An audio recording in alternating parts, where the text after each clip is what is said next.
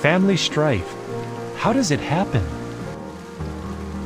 We usually clash over money, admits Sarah in Ghana, who has been married to Jacob for 17 years. She explains, I feel angry because I do a lot to care for the family, and Jacob never talks to me about our finances.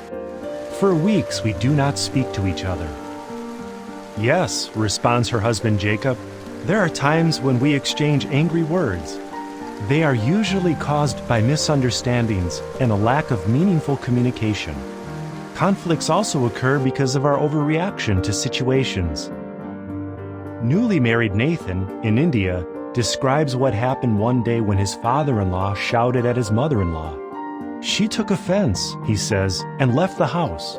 When I asked him why he had shouted like that, he felt that I, his son-in-law, was insulting him. Next thing I knew, he was shouting at all of us. Perhaps you too have observed how a few badly timed or ill-chosen words can cause much strife in the home. What may begin as a calm exchange of thoughts can quickly spiral into a verbal slugging match. Nobody can say exactly the right thing all the time, so it can be easy to misinterpret what others say or to misconstrue their motives.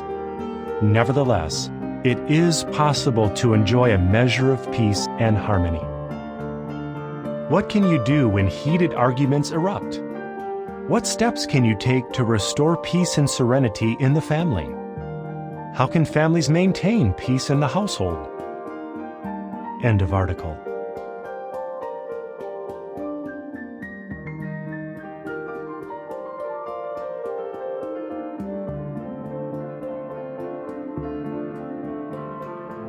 How to stop strife in the home. What if your family seems to be locked in a cycle of strife? Maybe clashes have become more frequent and more intense. Perhaps you do not even know how the disagreements started. Yet you love one another, and you do not want to hurt one another. It is important to remember that differences of opinion do not necessarily mean that your family life is disintegrating. Not the disagreements themselves, but how you handle your disagreements can determine how tranquil or hostile your home environment will be. Consider some steps that may help to eliminate the strife. 1. Stop retaliating. It takes at least two to argue, but when one begins listening instead of speaking, a heated exchange may start to cool down. Therefore, resist the urge to retaliate when provoked. Maintain your own self-respect and dignity by controlling yourself. Remember, peace in the family is more important than winning arguments. Where there is no wood, the fire goes out, and where there is no slanderer, quarreling ceases. Proverbs 26:20. 2. Acknowledge your family members' feelings. Active and empathetic listening without interrupting or prejudging can do much to quell anger and restore peace. Instead of imputing bad motives, acknowledge the other person's feelings.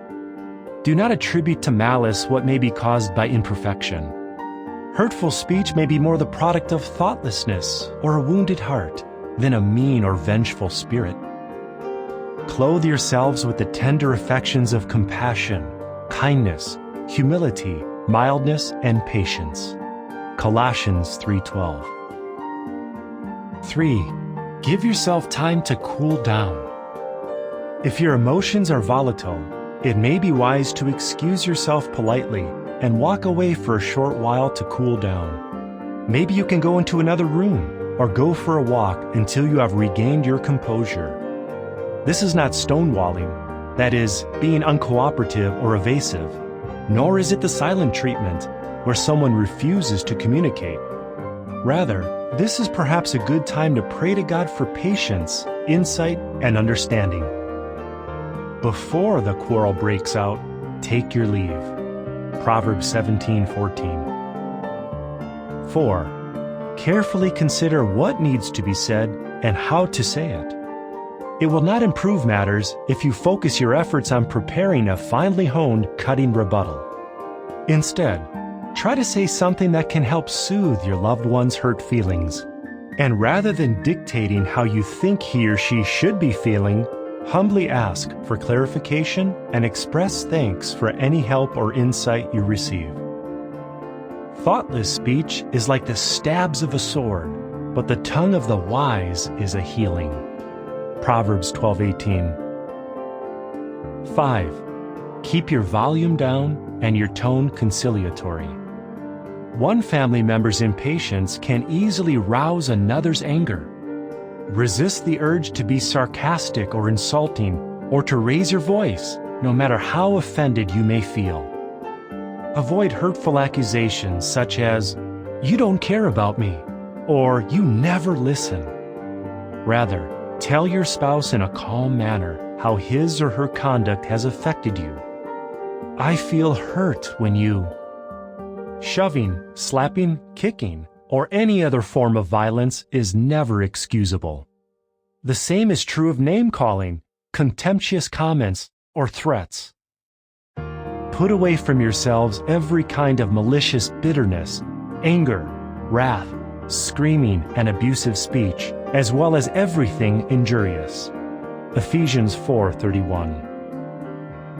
6. Be quick to apologize and explain what you will do to rectify the situation.